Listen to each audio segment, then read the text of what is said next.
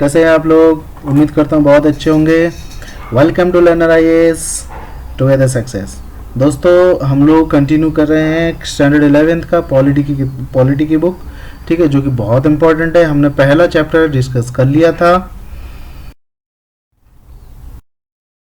अभी हम लोग दूसरा चैप्टर देखेंगे, rights in the Indian constitution.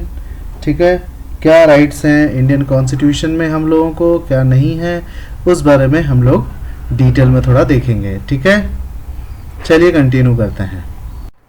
Rights in the Indian constitution. देखिए दोस्तों, जैसे कि हमने पिछले चैप्टर में बहुत अच्छे से देखा था कि हमें हर नागरिक को भारत के इंडियन कॉन्स्टिट्यूशन संविधान से कुछ राइट्स मिलते हैं, ठीक है, कुछ अधिकार मिलते हैं जो कि जस्टिसेबल हैं, ठीक है, जिसको सुप्रीम कोर्ट गार्ड करता है। ठीक है, और ये राइट क्या क्या है जिसको हम लोग फंडामेंटल राइट्स भी कहते हैं। ठीक है, चलिए, the importance of the right. ये राइट क्यों इम्पोर्टेंट है, किस लिए इम्पोर्टेंट है, वो यहाँ पे दे गया है। In 1982, during the constitution framework of Asian Games, the government engaged a few contractors. ठीक है, these contractors, देखिए ये क्या कहता है कि एक एशियन गेम में, ठीक है, एशियन गेम में काम करने के लिए गवर्नमेंट कुछ कॉन्ट्रैक्टर्स को एंगेज करता है। ठीक है, these contractors employed a large number of very poor constitution workers from different part of the country to build a flyover and stadium. ठीक है, तो ये क्या करता है, ये कॉन्ट्रैक्टर क्या करता है, कुछ गरीब लोगों को, ठीक है, और ये इन्वॉल्व करता है एक फ्लाईओवर और एक स्टेडियम बनाने में। These workers were kept in poor working condition and were paid less than the minimum wage decided by the government. ठीक है, गवर्नमेंट ने डेली वेज के लिए एक स्टैंडर्ड मेंटेन किया है, इतने रुपए मिनिमम उसको आपको देना है। ठीक है, सपोज 100 रुपये उन्होंने किया, ठीक है, गवर्नमेंट ने 100 रुपये किया है कि हर बंदे को अपने काम के लिए 100 रुपये मिनिमम दिया जाएगा, इससे नीचे नहीं दे सकते। बट यहाँ पे कॉन्ट्रैक्टर क्या करता है, और उनको अच्छी जगह पे रखना है, आपको हाइजीनिक जगहों पे रखना है, ये सारे गवर्नमेंट पॉलिसी पे है, अच्छे जगहों पे रखना है, मिनिमम वेज देना है, स्टैंडर्ड लिविंग, उनको स्टैंडर्ड ऑफ लिविंग आपको मेंटेन करना है। बट कॉन्ट्रैक्टर ये सब कुछ भी नहीं देता। ठीक है, a team of social scientist studied their poor condition and petition the supreme court. एक कुछ सोशल साइंटिस्ट, सोशियोलॉजिस्ट जिसको आप कह सकते हो, उन्होंने देखा और उन्होंने ये बात जाके सुप्रीम कोर्ट में शिकायत कर दी कि भाई देखिए, इन्होंने इनको रखा हुआ है, काम करवा रहे हैं, बट ये वो सारे गवर्नमेंट के द्वारा बनाए गए नियमों का पालन नहीं कर रहे हैं। ठीक है, they argued that employing a person to work for less than the minimum prescribed wage amount to the beggar or forced labor, which is violation of the fundamental right against exploitation. ठीक है, वो कहते हैं ऐसा करना, इस तरह से जबरदस्ती किसी को कम वेज में काम करवाना जो है फंडामेंटल राइट्स को वायलेट करना है। ठीक है, the court accepted this plea and directed the government to ensure that thousands of workers get the prescribed wage for this work. ठीक है, तो कोर्ट कहता है, court accepted this plea and directed the government to ensure that thousands of workers get prescribed wage for their works. ठीक है, तो court इसको accept करती है और कहती है, गवर्नमेंट को ये ऑर्डर देती है कि आप देखिए कि इस मामले में क्या चीज़ है, उनको सही वेज मिले और सब कुछ सही हो। ठीक है, तो उसी के बाद एक चीज़ और आता है, मचल लालुंग वॉज 23। ठीक है, मचल लालुंग नाम का एक इंसान है जो कि 23 साल है। When he was arrested, a resident of Chubari village of Morigaon district of Assam का बंदा, उसको अरेस्ट किया गया। देखते हैं क्यों। Machal was charged of causing grievous injuries. ठीक है, he was found mentally too unstable to stand trial and was send as under trial to Lokpriya Gopinath Bordoloi mental hospital in Tezpur for the treatment. Machal was treated successfully and doctor wrote twice to jail. ठीक है, authorities in 1967 and 1996 that he was fit to stand trial, but no one paid attention. ठीक है, any attention. Machal Lalung remained in judicial custody. Machal Lalung was released in 2005. He was 77 then. ठीक है, उस समय वो 23 साल में arrest हुआ था और 77 साल में वो गया, ठीक है, जेल से निकला. He spent 54 years under the custody, during which his case never came up for hearing. उस बीच में उसकी केस कभी हियरिंग के लिए आई ही नहीं. He was freed when a team appointed by the National Human Rights Commission intervened after an inspection of undesirable in the test. ठीक है, sorry, under trial in the state. ठीक है, उसको छोड़ दिया गया. Machals entire life was wasted because of a proper trial against him never took place. मचल की जो पूरी जिंदगी थी, जो 23 साल की उम्र में, अगर ये 1-2 महीने में हो गया होता तो तभी रिलीज हो गया होता या फिर कुछ भी सजा होता, तो जो भी था वो ट्रायल अगर हो गया होता, कोर्ट अगर परफॉर्म कर दिया होता, हो सकता है उसकी जिंदगी का इतना बड़ा टाइम वेस्ट नहीं होता. Our constitution gives every citizen the right to life and liberty. हमारे कॉन्स्टिट्यूशन में लाइफ एंड लिबर्टी के लिए फंडामेंटल राइट है. ठीक है, this mean that every citizen must also have the right to fair and speedy trial. ठीक है, हर किसी को है कि अगर कोई किसी को अरेस्ट करते हैं, कोई भी प्रॉब्लम होता है, तो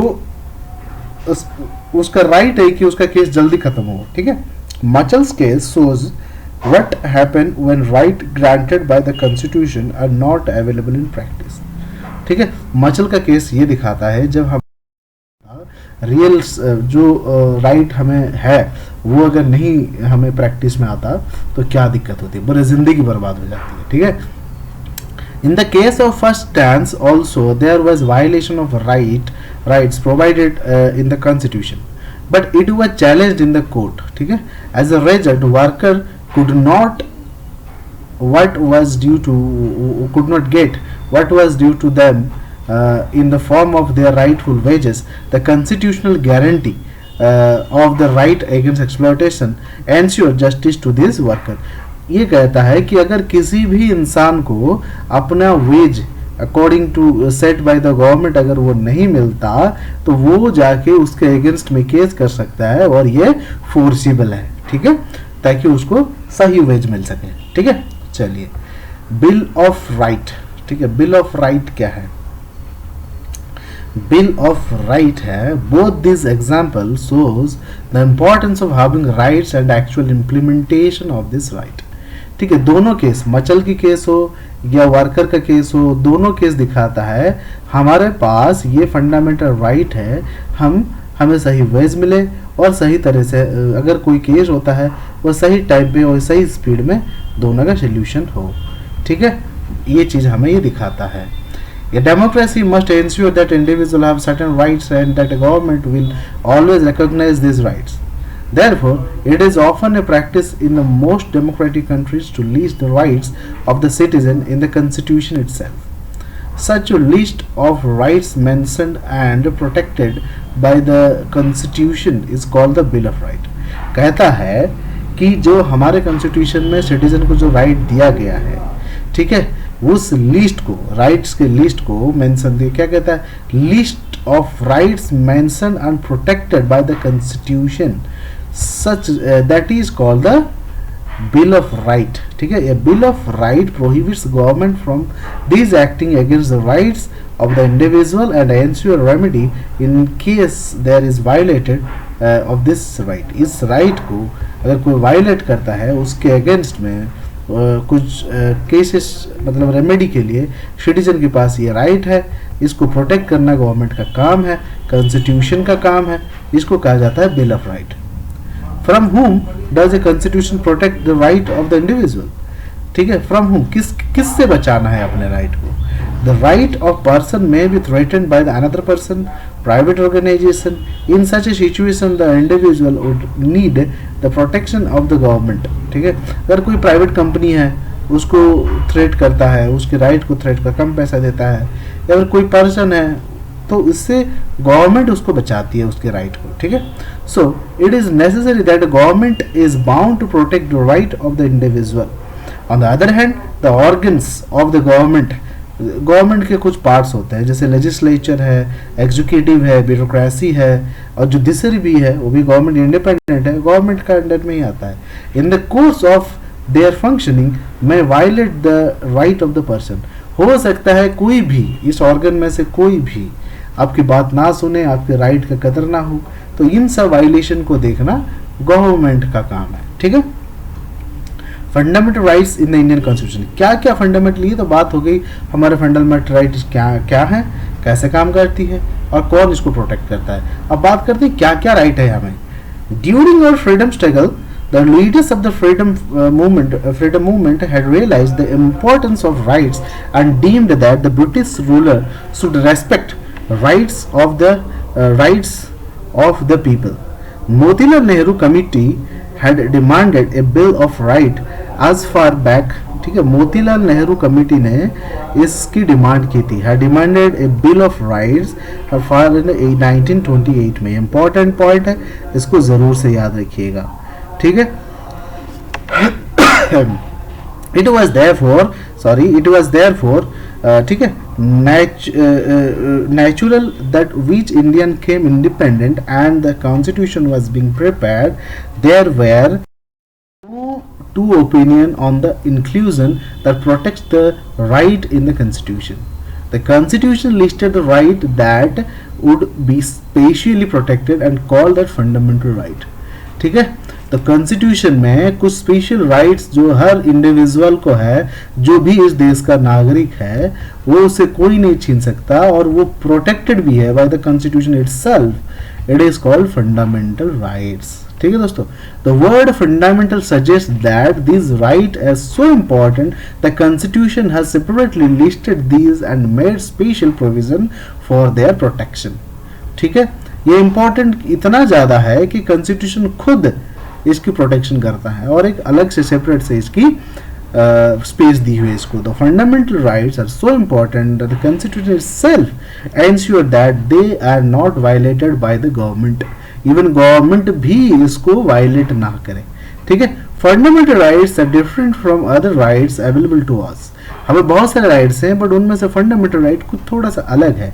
while ordinary legal rights are protected and enforced by the ordinary law, fundamental rights are protected and guaranteed by the constitution of the country. जैसे बाकी ह्यूमन राइट है, ये सब चीजें जो है इंपॉर्टेंट पॉइंट है ये, जैसे कि कोई भी ऑर्डिनरी लॉ उसको प्रोटेक्ट करता है, बट फंडामेंटल राइट को खुद कॉन्स्टिट्यूशन प्रोटेक्ट करता है. Ordinary rights may be changed by the legislature or ordinary process of the law making, but a fundamental right may only be changed by the amending the constitution itself. समझ है.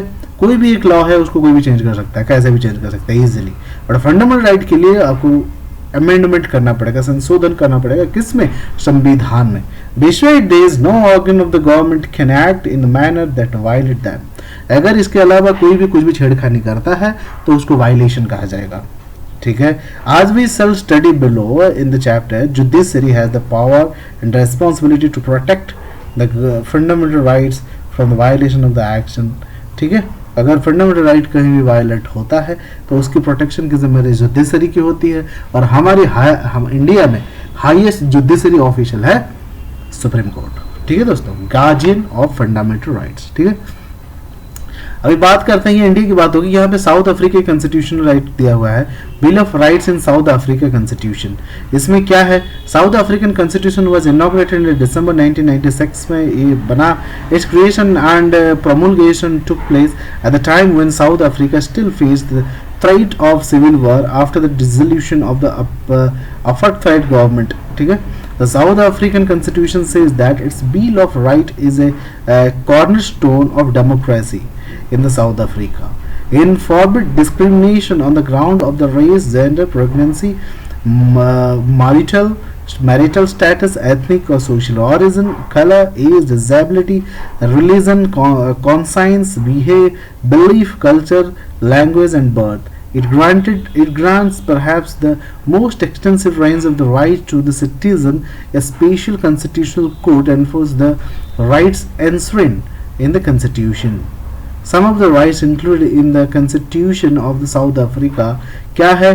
Right to dignity, right to privacy, right to fair labor, right to healthy environment, right to protection of the environment, right to adequate housing, right to health care, food, water and social security, children's right to basic and high education, right to cultural religious and linguistic communities, right to information, ठीक है, right to equality, ठीक है दोस्तों, right to equality सबसे पहले आता है, ठीक है दोस्तों।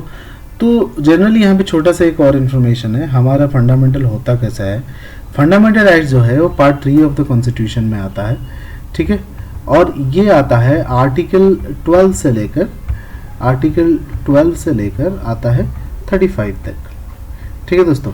आर्टिकल 12 से 35 तक रहता है हमारा फंडामेंटल राइट्स। 12 और 13 को गिना नहीं जाता जनरली, ठीक है। क्यों नहीं गिना जाता, इसमें लॉज के बारे में लिखा रहता है, ठीक है। डायरेक्ट हमारी बात होती है आर्टिकल नंबर 14 से, जो है हमारा इनइक्वालिटी, ठीक है।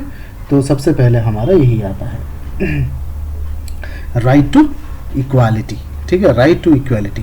Following two situation there are imaginary situation but similarly things, देखिए यहाँ पे दो सिचुएशन दिए हैं, ठीक है। Do you think they involve the violation of the fundamental right. अभी इन दोनों सिचुएशन को हम लोग पढ़ेंगे और देखेंगे किसमें क्या फंडामेंटल राइट वायलेट हो रहा है। देखते हैं। Sudesh Kumar is visiting his village, he is accompanied by one of his friend. They decide to have a cup of tea at the village roadside hotel. The shopkeeper knew Swadesh Kumar but asked the name of his friend to know his caste. After this, the shopkeeper served tea to Swadesh Kumar in a nice mug while his friend was given tea in the earthen cup because of his Dalit. ठीक है, तो समझ रहे हैं यहाँ भी equality की बात क्यों, इस एग्जाम्पल देने का क्या मतलब है। देखिए, स्वदेश नाम का एक इंसान है जो अपने गांव जाता है और वहाँ पर वो चाय पीता है, तो उसको चाय वाला जानता है तो उसको अच्छे कप में देता है, और स्वदेश का फ्रेंड है क्योंकि वो दलित है तो इसलिए उसको मिट्टी के कप में देता है, ठीक है, अर्दन पॉट में। तो ये इनइक्वालिटी है, दोनों में भेदभाव कर रहा है, ठीक है। और दूसरा एग्जाम्पल क्या है, an order in the serve to 4 news reader of a television channel that they could no longer read the news on screen, they are all women. The reason given in that was the above the age of the 45, 2 male newspaper above the age is not are not bad from presenting the news. ठीक है, यहाँ पे women discrimination की बात की जा रही है कि औरतों को बहुत जल्दी हटा दिया जाता है इन कंपैरिजन टू मेल्स, ठीक है,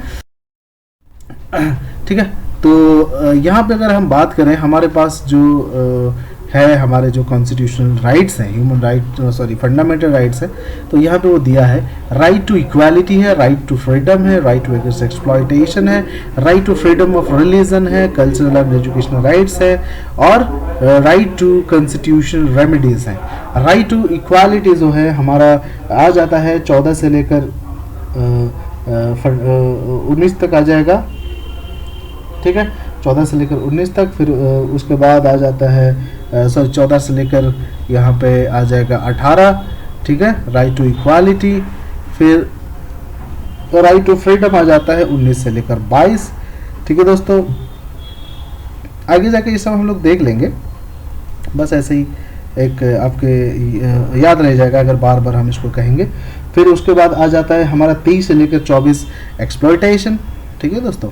ये 23 से लेकर 23 और 24, ठीक है दोस्तों।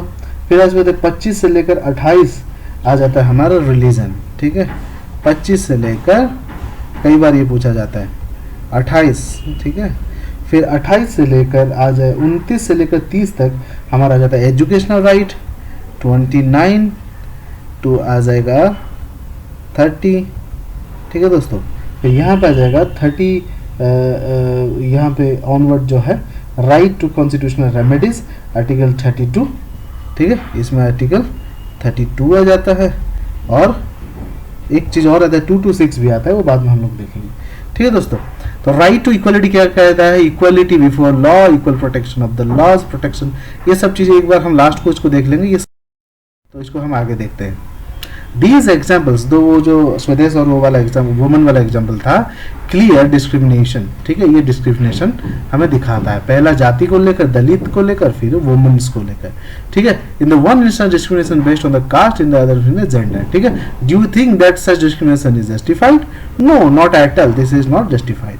Right to equality tries to away with such an other discrimination. It provides for equal access to public place like shop. ये right to equality हमें ये provide करता है कि equal हम लोगों को हर जगह जो भी पब्लिक प्लेस है वहाँ पे हम सब लोग इक्वली एसेस कर सकते हैं, शॉप हो, होटल हो, प्लेस ऑफ एंटरटेनमेंट हो, वेल्स हो, बादिंग हो, ठीक है।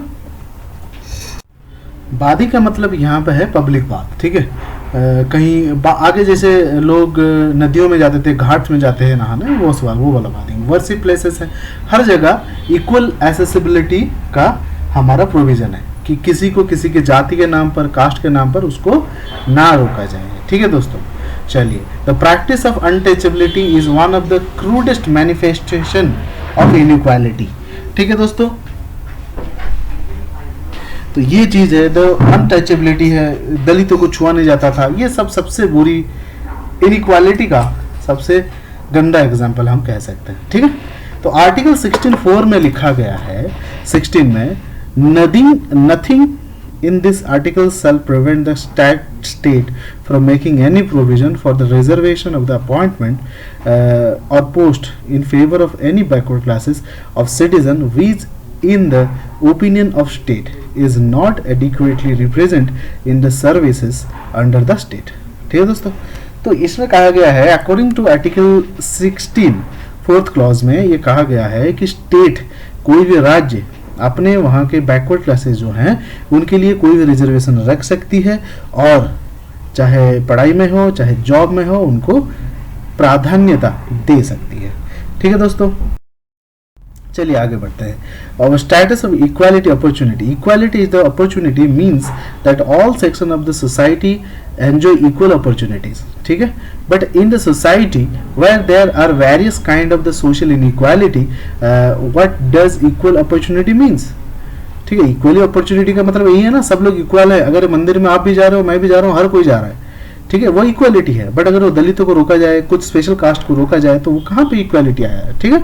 The constitution clarifies that the government can implement special schemes and measures for improving the condition of the certain section of the society, ठीक है, children, women, socially and educationally backward classes, ठीक है। तो इस equality को बरकरार करने के लिए, इक्वालिटी को बनाने के लिए गवर्नमेंट स्पेशल स्कीम्स निकालती है, रिजर्वेशन, ठीक है, etcetera. You may have heard about reservation in jobs and admissions. You would have wondered there are reservations if we follow the principle of equality. In fact, Article 16(4) of the Constitution explicitly clarifies that the policy like reservation will not be seen as a violation of right to equality, ठीक है। ऐसा कुछ लोग कहते हैं, आपने उनको, general caste वाले कई बार कहते हैं, आपने उनको रिजर्वेशन दे दिया, उनको जॉब मिल गई, हमारे साथ नाइंसाफी हो रहा है। ऐसा नहीं है, उस इनइक्वालिटी को मेंटेन करने के लिए, बराबर करने के लिए रिजर्वेशन दी जाती है, ठीक है। तो यहाँ पे एक एग्जांपल दिया है, यू आर ए जज, ठीक है, यू आर द जज, ठीक है, you have received a post card from a Hadi Bandhu who invites himself as the member of the Dalit community in Puri district of Odisha. Men from this community refused to follow the custom that required them to wash the feet of the groom and guest of the upper caste during marriage ceremony. In revenge, 4 women from this community were beaten up and another was paraded naked. The postcard writer says, "Our children are educated and they are not willing to do the customary job of washing the feet of the upper caste men. Clear the leftovers after the marriage feast and wash the utensils." Assuming that the fact given above are correct, you have to decide, does this case involve violation of the fundamental rights? What would you order the government to do in the case? देखिए, UPSC में बहुत बार ऐसा होता है, case study दी जाती है। तो इसी तरह से ये केस स्टडी है, ठीक है। आप जज हैं, ठीक है, आप डिस्ट्रिक्ट में एक जज हैं, आपके पास एक केस आता है, वो हाड़ी बंधु नाम के एक इंसान का, उसने कहा भैया देखिए हमारे यहाँ पे कस्टम था कि हम शादियों में बारातों की सबकी पैर धोते थे और खाना खाने के बाद उनके जूठे बर्तन धोते थे, ठीक है, बट हमारे बच्चे बड़े हो गए और ये वो काम करना नहीं चाहते, अगर उसको हम नहीं करते तो अपर कास्ट वाले जो हैं हमें पीड़ित करते हैं, दंड देते हैं, मारते पीटते हैं, नंगा घुमाते हैं, ये सब करते हैं, तो आप हमें जस्टिस दीजिए, आप जज हो, आप क्या जजमेंट दोगे। बढ़िया चीज़ है, आप सोचिए सब लोग, ठीक है, जो भी दोस्त हमारे इसको सुनेंगे उसको जरूर से सोचिएगा, ठीक है। अभी बात करते हैं article 21 protects the life and personal liberty, no person shall be deprived of his life or personal liberty except according to the procedure established by the law, ठीक है। तो यहाँ बात ये राइट टू फ्रीडम, ठीक है। अब देखिए राइट टू फ्रीडम मतलब क्या है, आपको फ्रीडम मिलेगा कि आप कैसे जैसा चाहो आप वैसे जी सकते हो। किस में आता है, आर्टिकल नंबर 19 से 21 तक आता है, ठीक है। Equality and freedom of liberty are the two right that are most essential to the democracy, ठीक है। डेमोक्रेसी में ये बहुत इंपॉर्टेंट है, ठीक है, सब इक्वल हो और आपके पास फ्रीडम हो, आप कहीं भी जा सके, कहीं भी घूम सके, कहीं भी रह सके। मैं उड़ीसा में रहता हूँ, इसका मतलब ये नहीं कि मैं यूपी में नहीं रह सकता, केरला में नहीं रह सकता, कहीं भी रह सकता हूँ। Isn't it, this is the right to freedom, ठीक है। It is not possible to think of the one without thinking of the other, ठीक है। अगर आपके पास इक्वालिटी नहीं है, आपके पास राइट कैसे आएगा, ठीक है, फ्रीडम कैसे आएगा। Liberty means freedom of thought. What is meaning of the liberty, liberty means freedom of the thought, ठीक है, एक्सप्रेशन एंड एक्शन, ठीक है। तो आप कुछ भी सोच सकते हो, कुछ भी मतलब ऐसा नहीं कि दंगाई के बारे में सोच रहे हैं, वैसा नहीं, कुछ भी अच्छा आप सोच सकते हो। आप चाहे कुछ एक्सप्रेस करना चाहते हो कर सकते हो, सोशल मीडिया में बोलो, कहीं भी बोलो, कर सकते हो। एक्शन, आप जो काम करना चाहे कर सकते हो, कोई दिक्कत नहीं है, ठीक है। However it does not mean freedom to do anything that one desired or likes. Freedom का मतलब नहीं है मेरे को पसंद है मैं कोई क्राइम कर रहा हूँ तो कर दूंगा, वो नहीं फ्रीडम है, ठीक है। If that were to the permitted, then the large number of people will not be able to enjoy their freedom. अगर ऐसा होगा तो दूसरे बंदे परेशान हो जाएगा ना। Therefore, freedom are defined in such a manner that every person will enjoy their freedom without threatening freedom of the other and without endangering the law and order situation. वही कह रहा था ना मैं, तो आप कुछ भी कर सकते हैं, मतलब कि दंगा कर दें, आप वो सब चीज कर सकते हैं जिससे दूसरों को परेशानी ना हो और लॉ एंड ऑर्डर भी वायलेट ना हो, उसके अंदर ही आप गाड़ी चला के जा सकते हैं। इसका मतलब ये नहीं कि हाथ पैर फैला के गाड़ी बीच रास्ते पे चला रहे हैं, दूसरे भी परेशान है, सब लोग परेशान है, वैसा नहीं कर सकते। आप गाड़ी चला के चाहे पृथ्वी पूरी इंडिया घूम के आ जाइए, आपको कोई नहीं रोकेगा, ठीक है, वो आपका फ्रीडम है। बट इसका मतलब नहीं है कि आप लॉ वायलेट कर दे, कहीं भी किसी को ठोक दें, उड़ा दें, वैसा नहीं हो सकता, ठीक है दोस्तों। Right to life and personal liberty, ये क्या होता है। The foremost right among right to freedom is the right to life and personal liberty, ठीक है। No citizen can be denied his or her life except by procedure as laid down under the law. जो भी law में है कोई किसी को लेने से नहीं रोक सकता, ठीक है। Similarly, no one can be denied his or her personal liberty. जो लिबर्टी उसको मिला हुआ है किसी इंसान को, वो आप हैम्पर नहीं कर सकते किसी भी लेवल पर। That means no one can be arrested without being told the ground or such an arrest, ठीक है। अगर कभी पुलिस आकर आपको उठा के ले जाए, ठीक है, आप उसे पूछिए भैया किस लिए उठा रहे हो, क्या कारण है, यह आपका फंडामेंटल राइट है, समझ रहे हैं। आपको कोई नहीं छू सकता जब तक आप कुछ किए नहीं हो, और आपको कोई नहीं छू सकता जब तक आप पूछ सकते हो, ठीक है। If arrested, the person has the right to defend himself by the lawyer or his choice. Also, in the mandatory for the police to take that person to the nearest magistrate within 24 hours. ये important है। अगर किसी बंदे को कोई police arrest करती है तो ये ज़रूर से आप 24 आवर के अंदर उसको नियरेस्ट मैजिस्ट्रेट के सामने पेश करना होता है, ठीक है। The magistrate who is not part of the police will decide whether the arrest is justified और नॉट, ठीक है, कि वो जो अरेस्ट आपने किया वो सही है कि गलत है। 24 आवर के अंदर नियरेस्ट मैजिस्ट्रेट के पास उस बंदे को लेकर हमें पुलिस को जाना पड़ेगा अगर वो अरेस्ट करती है किसी को, ठीक है। अगर ऐसा नहीं होता है तो एक बंदा अपना वकील को बुला सकता है या फिर खुद डिफेंड कर सकता है अपने आप को, ये इसका फंडामेंटल राइट है, ठीक है दोस्तों। Sorry. Right is not just confined to the guarantee against taking away the individual's life, but has wider application. Various judgments of the Supreme Court have expanded the scope of this right. ठीक है, supreme court ने कई बार supreme court has ruled that this right also includes right to live. इसके अंदर हमें supreme court ने और एक्सटेंड किया है इस राइट को. राइट टू लीव है with human dignity, free from exploitation. ठीक है, the court has held that right to shelter and livelihood is also included in right to life. ठीक है, right to life में कुछ चीज और ऐड हुआ है, जैसे right to shelter है, right to livelihood है, ये इसमें ऐड किया गया है सुप्रीम कोर्ट के द्वारा. Because no person can live without mean of living. कोई भी बिना खाए पिए तो नहीं रह सकता. That is the mean of the livelihood. जीविका के बिना जीवन असंभव है. ठीक है दोस्तों, ठीक है. अब आता है प्रिवेंशन डिटेंशन. ये एक इंपॉर्टेंट है, इसको जरूर से देखिएगा. Ordinarily a person would be arrested after he or she has reportedly committed some offence. Generally क्या होता है, तभी एक बंदे को अरेस्ट किया जाता है जब उसने कुछ क्राइम किया हो और वो पता चले और कुछ ऑफेंस हो जिसके लिए उसको अरेस्ट किया गया है. ठीक है, however there are expectation to this.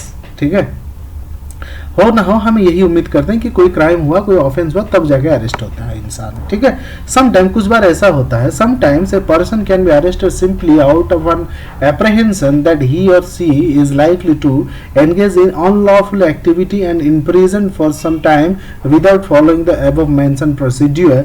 This is known as prevention detention. ठीक है, प्रिवेंशन डिटेंशन का मतलब होता है कि जब पुलिस को इस बात का संदेह हो कि एक्स बंदा जो है, एक्स आदमी या औरत के कुछ क्राइम करने वाला है या करने वाली है, ठीक है, आगे को उसको शक होता है, तो बिना किसी से कोई पूछे वो आपको कुछ दिन के लिए उठा के, उस इंसान को, एक्स को उठा के जेल में डाल देगी. ठीक है, in advance before committing any crime और ऑफेंस. ठीक है, इसको कहा जाता है प्रिवेंशन डिटेंशन. ठीक है, it means that if the government feel that the person can be threat to law or order to the peace and security of the nation, it can detain or arrest that person. This prevention detention can be extended only for 3 months. After 3 months such a case is brought before the advisory body and review. अगर ऐसा होता है तो उस इंसान को केवल 3 महीने के लिए जेल में रहना पड़ता है, उसके बाद उसको पेश किया जाता है. ठीक है, in front of the board. ठीक है, on the face of it, preventive detentions looks like an effective tool in the hand of the government to deal with the antisocial elements or subversive. ठीक है, तो ये एक important लगता है, ये एक इम्पॉर्टेंट टूल है in the hand of government to make anti social or anti societal material in control. ठीक है, अभी कभी किसी को कोई शक हुआ, उसको डाल के अंदर डाल दो, उसमें सच्चाई निकालो, तो ये एक अच्छा टूल है. ठीक है, अदर फ्रीडम्स क्या है? You can see that under the right to freedom there are some other right as well. These rights, however, are not absolute.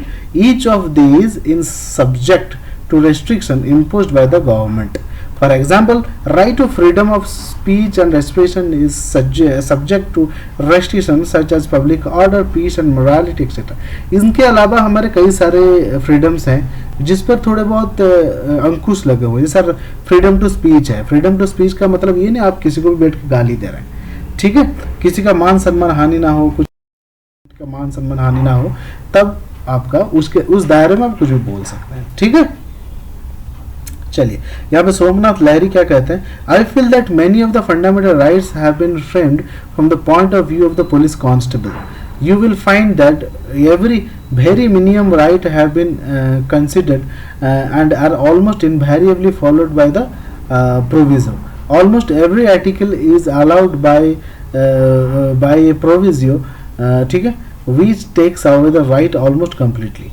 ठीक है, what would be our conception of the fundamental right? We want to incorporate every one of those rights such our people want to get.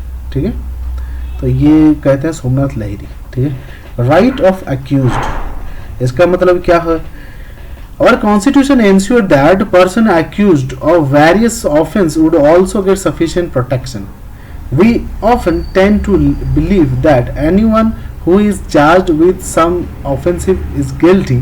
However, no one is guilty unless the court has found that person is guilty of an offense. ठीक है, ये कहा जाता है अगर कोई इंसान accused है, उस पर संदेह करके उसको कोर्ट पे लिया जा रहा है, हमारा संविधान ये कहता है उसको भी प्रोटेक्शन देना हमारा काम है। जब तक किसी का जुर्म साबित नहीं हो जाता तब तक वो मुजरिम नहीं है। ठीक है, to ensure a fair trial in the court the constitution has provided 3 rights. एक फेयर ट्रायल होना जरूरी है। कोई बंदा अरेस्ट हो गया एक्स फलाना ढेगाना किसी भी जुर्म के लिए, उसको पूरा अधिकार है कि वो अपने आप को निर्दोष साबित करे।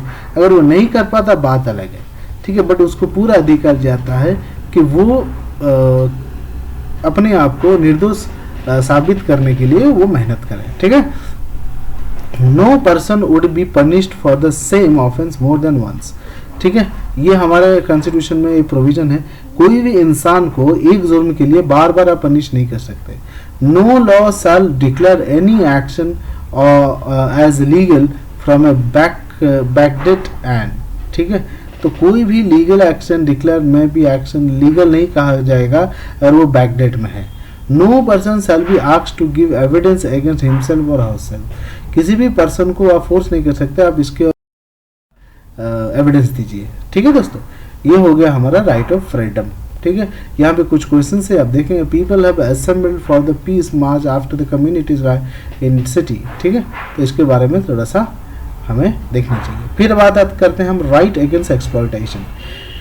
ठीक है, राइट एक्सप्लॉयटेशन का मतलब है शोषण। ठीक है, in our country there are million of people who are underprivileged and deprived. They may be subjected to the exploitation by their fellow human beings. One such form of exploitation in our country has been begar or forced labor without payment. ठीक है, हमारे India में होता है किसी को लगा दो उसको पेमेंट ही ना दो। Another closely related form of exploitation is buying and selling of human beings and using them as slaves. ठीक है, दूसरा बहुत दुखद घटना है जो है कि लोगों का बेचा जाता है, कि लोगों को बेच के स्लेव्स खरीदना बेचना। ठीक है, तो ये इसको कहा जाता है एक्सप्लॉयटेशन, शोषण करना। The constitution also forbids employment of children below the age of 14। 14 साल के नीचे के बच्चों को भी अगर आप काम पे लगवाते हो फैक्ट्रीज में या माइंस में, वो भी इसके अंडर आता है। ठीक है, वो भी एक्सप्लॉयटेशन के अंडर आता है। चाइल्ड एक्सप्लॉयटेशन, उसको हम लोग बचाना चाहिए, हम लोग को रोकना चाहिए। ठीक है, तो इसके बाद आता है तो being made illegal and right to education become the fundamental right of the children। ठीक है, इसको देखते हुए लेबर्स की सरकार ने चिल्ड्रंस के लिए free of cost fundamental right कर दिया एजुकेशन को। ठीक है, this right against exploitation has become more meaningful. Okay, तो right to freedom the religion. फिर नेक्स्ट आता है वो होगा एक्सप्लॉयटेशन के खिलाफ। अब बात करते हैं फ्रीडम ऑफ द रिलीजन। कोई भी बंदा चाहे कुछ भी धर्म वो प्रैक्टिस कर सकता है, कोई उस पर कोई हावी नहीं है। ठीक है, जो चाहे धर्म हो, इस्लाम ले, क्रिश्चियन ले, हिंदू ले, सिख ले, कुछ भी बन सकता है। ठीक है, right of faith and worship. ठीक है, चलिए आगे बढ़ते। फिर बात करते हैं इक्वालिटी ऑल द रिलीजियस। ठीक है, हमारे गवर्नमेंट में, हमारे संविधान में ये लिखा है कोई भी धर्म बड़ा छोटा ऐसा नहीं है कि इस धर्म को ज़्यादा आपने दे दिया, उस धर्म को कम प्रिविलेज दिया, ऐसा नहीं है, सब धर्म इक्वल है। ठीक है, फिर बात है कल्चरल एंड एजुकेशनल राइट। इसका मतलब होता है कि देखिए इंडियन सोसाइटी में हर तरह के लोग मिलकर रहते हैं, यहाँ पे हर कल्चरल है, हर सब कुछ है। हर कल्चर के लोगों को अपने कल्चर को प्रोटेक्ट करने के लिए या प्रोपेगेट करने का राइट है, वो चाहे तो कर सकते हैं। एजुकेशनल राइट मतलब कोई हर बंदे को, हर बच्चे को, हर इंसान को अधिकार है। अगर सपोज कोई एक बंदा ऐसा है जो अपने कल्चरल और अपने रिलीजियस लैंग्वेज पढ़ना चाहे, रिलीजियस चीज़ें पढ़ना चाहे, वो पढ़ सकता है, उसमें कोई दिक्कत नहीं है। और हर माइनॉरिटीज़ को ये अधिकार है, माइनॉरिटीज़ इन द सेंस जो कम संख्या में है, जैसे क्रिश्चियंस हैं, पारसीज हैं, वो चाहें तो अपने कल्चरल और रिलीजियस स्कूल भी खोल सकते हैं। ठीक है, फिर अंत आता है remedies, right to constitutional remedies. ठीक है, तो ये बहुत इंपॉर्टेंट है, इंप्रेसिव, ये बहुत इंपॉर्टेंट है। ये क्या जाता है, ये कहा जाता है कि this is the soul of the constitution. ये कैसा है, फंडामेंटल राइट्स को चाहे तो आप कर सकते हैं, but merely writing down this list is enough. ठीक है, ये क्या है, इसका मतलब है the right to constitutional remedy is the mean that which is to be achieved, अभी तक अचीव करना है इसको। Doctor Ambedkar consider right to constitutional remedy as the heart and soul of the constitution. इसको याद रखिएगा, ये डॉक्टर अम्बेडकर ने इसको कहा था, ये बहुत इंपॉर्टेंट है, एग्जाम में पूछा भी जाता है कई बार, ठीक है। It is so because this right gives the citizen the right to approach a high court or Supreme Court to get any fundamental right restored in case of their violation. ये last वाला जो right to remedy है, ये हर citizen को empower करता है कि अगर उसका फंडामेंटल राइट कहीं भी हैम्पर होता है या वायलेट होता है, चाहे गवर्नमेंट के द्वारा है किसी के द्वारा हो, वो जाके सुप्रीम कोर्ट या हाई कोर्ट में अपील कर सकता है कि सर देखिए मेरा जो राइट है वो वायलेट हो रहा है, आप इसको बचाइए, ठीक है। तो court can issue various special order known as writs, ठीक है। रिट्स जो होता है क्या है, वो स्पेशल ऑर्डर्स होता है, ठीक है, जो कोर्ट इशू करता है, ठीक है। तो उसमें सबसे पहले आता है हाबिस कॉर्पस। हाबिस कॉर्पस का मतलब कहता है, ये एक रिट है, स्पेशल प्रोविजन है। Corpus means that a court order that the arrested person should be presented before it. It can also order the set of free and arrest the person if the manner of the ground or arrest are not lawful or satisfied. habeas corpus के अंदर ये होता है कि court जो order देती है कि 24 घंटे के अंदर उस जिसको आपने अरेस्ट किया है मेरे सामने ला कर रखो। अगर उनको लगता है कि द ग्राउंड ऑफ अरेस्ट जो है सेटिस्फैक्ट्री नहीं है, वो उनको छोड़ भी सकते हैं। ये आता है habeas corpus के अंडर, ठीक है। मैंडामस क्या होता है? मैंडामस भी एक रिट है, स्पेशल प्रोविजन है, स्पेशल ऑर्डर है, ठीक है। Is issued that the court find that a particular office holder is not doing legal duty and thereby is infringing on the right of the individual, ठीक है। अगर कोई आप किसी दफ्तर में बार बार जा रहे हो, दफ्तर वाला आपका काम नहीं कर रहा है, आपका फंडामेंटल राइट हैम्पर हो रहा है, ठीक है, राइट ऑफ इक्वालिटी का, ठीक है, तो अगर वो आप सुप्रीम कोर्ट में उस केस को लेके जाते हो तो सुप्रीम कोर्ट यहाँ पे एक्शन लेती है, ठीक है। प्रोहिबिशन क्या होता है? प्रोहिबिशन एक और स्पेशल ऑर्डर है, इसमें क्या होता है, हायर कोर्ट, हाई कोर्ट और supreme court when a lower court has considered A case going beyond it's जुडिक्शन, ठीक है, ठीक है। ये हायर कोर्ट क्या करता है, अगर कोई छोटा कोर्ट है, कोई डिस्ट्रिक्ट कोर्ट है, उसके अंडर कोई केस नहीं आता बट उसने ले लिया, तो प्रोहिबिशन ये है कि हायर कोर्ट उससे केस वो ले सकता है, ठीक है, किसी भी केस को according to the court capacity उसको वो भेज सकता है, ठीक है। शो वारंटो, शो वारंटो क्या होता है, ये क्यू वारंटो भी कहा जाता है। क्यू वारंटो क्या है? If the court find that person is holding office but is not entitled to hold that office, it issue the writ to क्वांटो warranto show warranto and restricts that person from acting as officer, ठीक है। अगर कोई court ये देखता है कोई भी एक्स बंदा है वो इस पोजीशन का नहीं है या फिर इस पोजीशन में उसको नहीं होना चाहिए था, ठीक है, तो यहाँ पे अगर केस होता है तो कोर्ट क्या करता है, इसको ऑर्डर करता है कि भाई तुम यहाँ के हो नहीं तो खाली कर दो, ठीक है। किसी भी इलीगल ऑफिशियल पोस्ट को किसी के द्वारा कैप्चर करने नहीं देता, ठीक है। फिर बात आती है सर्जरी। सर्जरी क्या होता है? Under this right the court order lower court and another authority to transfer a matter pending before it to the higher authority or the court, ठीक है। इसके अंदर कोर्ट ये करता है कि चाहे वो हाई कोर्ट हो या कोई पब्लिक दफ्तर हो, ऑफिस हो, वहाँ पर कोई केस पेंडिंग पड़ा हुआ है तो उसको ऑर्डर देता है कि भैया इसको हटाओ और इसको हमारे पास भेज दो, तुम्हारे पास ज़्यादा टाइम नहीं है तो हमारे पास भेज दो। तो इस पावर को कहा जाता है सर्जरी। और सब किसके पास होता है? सुप्रीम कोर्ट मतलब जुडिशरी के पास।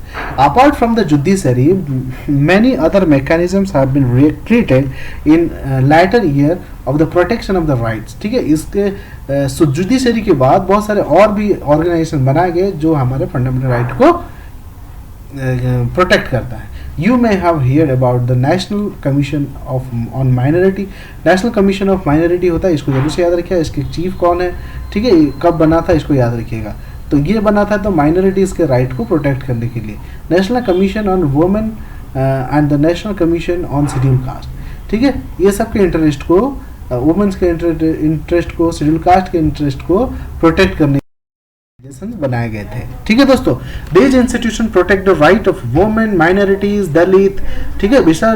The National Human Rights Commission has also been established by law to protect fundamental and other right ठीक है, अदर काइंड्स ऑफ राइट। ठीक है, अब बात करते हैं अगर हम नेशनल ह्यूमन राइट कमीशन की, NHRC की, the real test of the right given by any constitution is the actual implementation. ठीक है, लॉ तो बन जाती है, सबसे बड़ी दिक्कत होती है उसकी इम्प्लीमेंटेशन में, लोगों को उस लॉ का फायदा नहीं मिलता। ठीक है, the poor, illiterate and the deprived section of the society must be able to exercise their rights. Independent organization like the People's Union for the Civil Liberty, PUCL, ये पूछता है। ठीक है, People's Union for the Democratic Right, PUDA, have been working as the watchdog against the violation of the right। ठीक है, ये हमेशा आंखें खड़े रखते हैं कि कब जो है फंडामेंटल राइट जो है वायलेट होता है। ठीक है, तो पीपल्स ऑर्गेनाइजेशन ही है।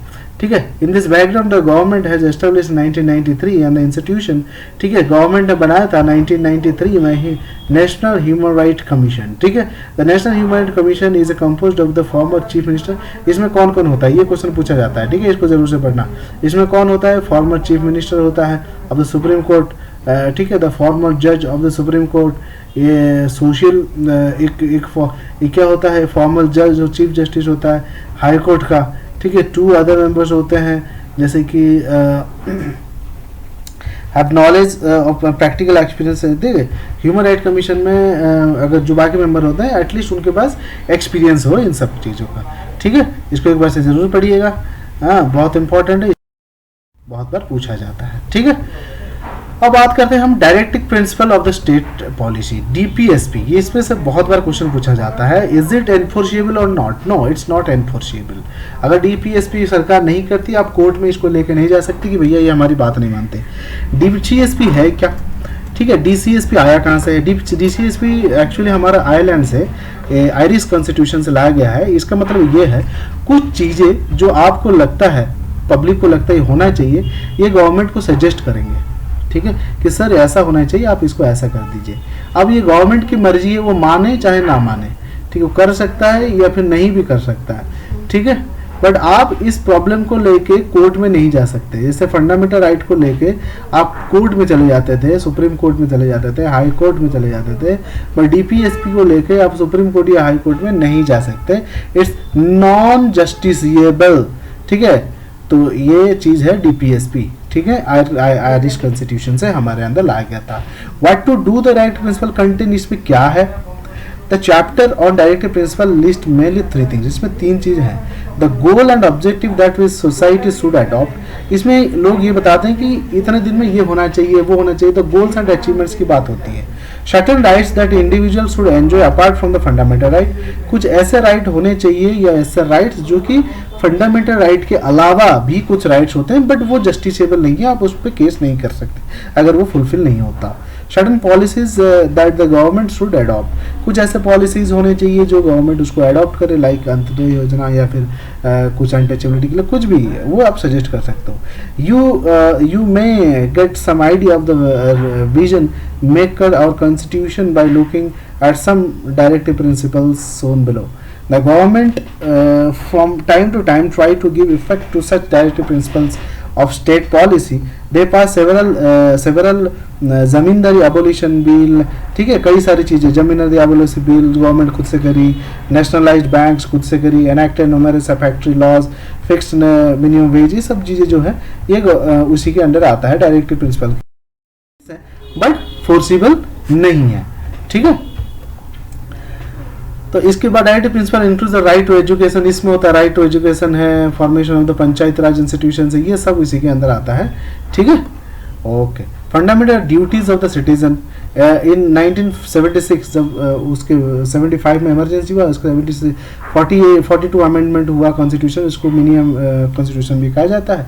यहाँ पे फंडामेंटल ड्यूटीज भी पास हुआ। भैया सरकार बोली कि भैया तुम्हारे फंडामेंटल राइट्स तो हैं, बट देश के प्रति तुम्हारे कुछ कर्तव्य भी बनता है, तो फंडामेंटल ड्यूटीज बनाओ।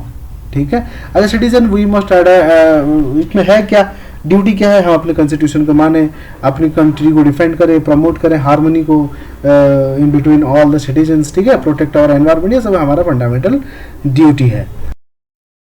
तो डायरेक्टिव प्रिंसिपल, ये relation between fundamental right and right of the directive DP, हाँ फंडामेंटल राइट और DPSP, इन दोनों में क्या रिलेशन है?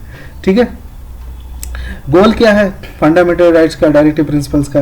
Welfare of the people, social, economical and political justice, raising the standard of the living, equitability, distribution of the source, promotion of international peace, ठीक है। और इसकी पॉलिसीज क्या है? Uniform civil code, prohibition of consumption of alcohol, liquor, promotion of cottage industries, ठीक है। ये Gandhian principles में आता है। इसको जब हम पढ़ेंगे उसमें अपने लक्ष्मीकांत में तो बहुत अच्छे से ये आएगा, आप जरूर से देखिएगा, ठीक है। Prevention of slaughter using cattle, promotion of the village panchayat, ठीक है। इसमें सोशियलिस्टिक है और गांधीयन प्रिंसिपल है, ये दो चीज़ें हैं, आएगा आगे उसमें हम डिटेल में देखेंगे। ये नॉन जस्टिसेबल राइट है, फंडामेंटल जो है जस्टिसेबल राइट है। Adequate livelihood, equal pay and equal work वाला है। Right against economic exploitation, right to work, early childhood care and education to the children. इस आशा वाला चीज़ अब शुरू हो गया है, आशा दीदी वाला जो आंगनवाड़ी वाला सिस्टम शुरू हुआ है वो डीपीएसपी के अंदर आता है, ठीक है। यहाँ पे कार्टून पूछ रहा है, tell me what is the point of saying notice thing in the constitution these cannot be implemented by any court. इसका मतलब क्या है? अगर ये कोई जस्टिसेबल नहीं है, किसी कोर्ट पे इसका अगर नहीं हुआ तो कोर्ट में नहीं जा सकते, इसका क्या मतलब है मतलब, ठीक है। तो ये राइट टू प्रॉपर्टी एक हमारे अंदर कॉन्स्टिट्यूशन, उसको अभी हटा दिया गया है, ठीक है। चलिए, the problem those who government how to pass laws abolish zamindar system, ठीक है। ये सब चीज तो डीपीएस आया है, ठीक है। आगे देखते हैं, तो ये हमारा खत्म होता है यहाँ पे हमारा राइट, हमारे सिटीजन्स को क्या क्या है ये खत्म होता है। इस क्वेश्चन को आप जरूर से करिएगा, इसको हम दोबारा ट्राई करिए करेंगे, ठीक है। थैंक यू मित्रों, थैंक यू दोस्तों। अभी हमारा चैप्टर 2 खत्म हुआ है, क्लास 11th का हम लोग पढ़ रहे हैं, इसके बाद लक्ष्मीकांत शुरू करेंगे, ठीक है। अपना ख्याल रखिए, पढ़ते रहिए, जय हिंद।